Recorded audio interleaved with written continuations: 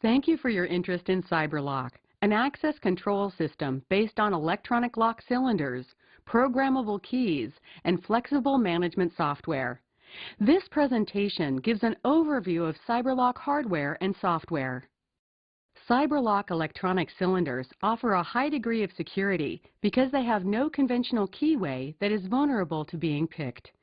These electronic cylinders are the exact dimensions of the mechanical cylinders they replace.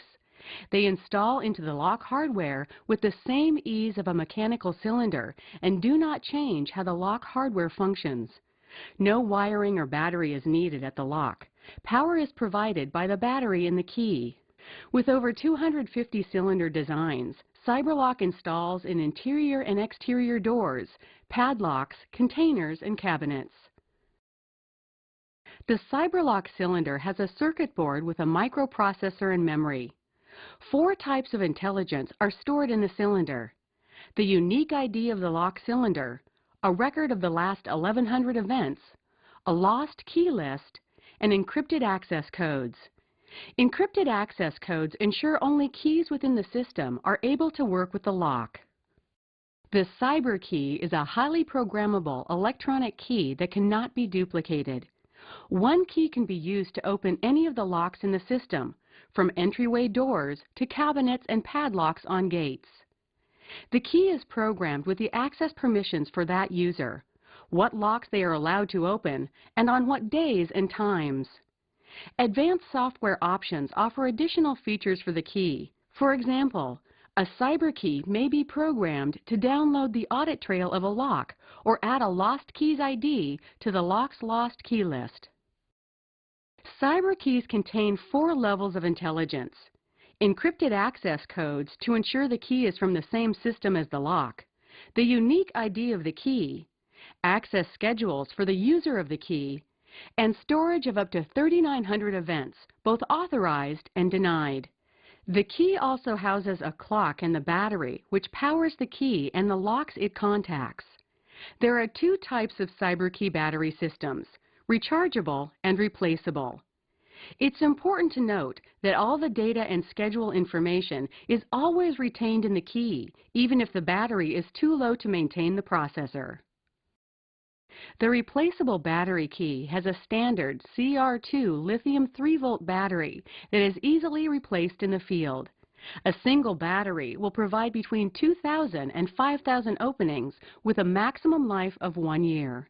When the voltage of the battery is low, the key beeps, much in the same way as a smoke alarm. The rechargeable battery charges in 1 to 2 hours. A single charge provides an average of 500 openings. The rechargeable battery has a life up to 5 years. When the voltage of the battery is low, the key's red LED will flash. If a replaceable or rechargeable battery is fully depleted, the key will not work until the battery has been replaced or recharged, and the clock has been reset by updating with the software. Here's what the key does when it contacts a cylinder. First, it supplies power to the cylinder and communications are established. Then, in a fraction of a second, a sequence of events occurs to determine if the key can open the lock. The cylinder and key exchange IDs. The key verifies that it has access to the lock and that it is there during its scheduled access times. If everything matches up, the key sends its access code to the lock. At the same moment, the lock checks the key ID against its list of lost keys.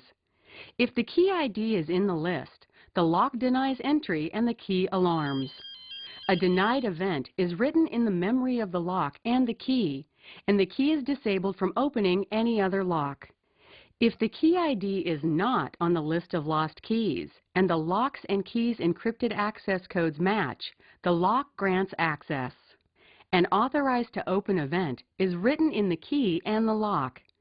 If a key attempts to access the lock outside of its scheduled times, the key alarms and a denied event is written in the key. Cyber keys, unlike mechanical keys, can be set to expire regularly, even on a daily basis. Frequent key expiration provides a higher level of overall security, better key control, decreased risk if the key is lost, and the most recent audit trail events downloaded from the keys. Expired keys need to be reauthorized before they can open locks again. Cyber keys use communicators to download their audit trail data and get new programming instructions. There are many types of communicators to choose from, such as authorizers, PDA cell phones, cyber key vaults, IR encoders, and the USB and web stations. The decision on which communicators to use depends on the need for security and convenience. Cyber key authorizers are durable and ideal for remote locations. They allow users to conveniently renew their expired keys on a daily basis for a high degree of key control. The cyber key authorizer has two components, the hub and the key port. There are three types of authorizers: web authorizers, LAN authorizers, and LAN modem authorizers.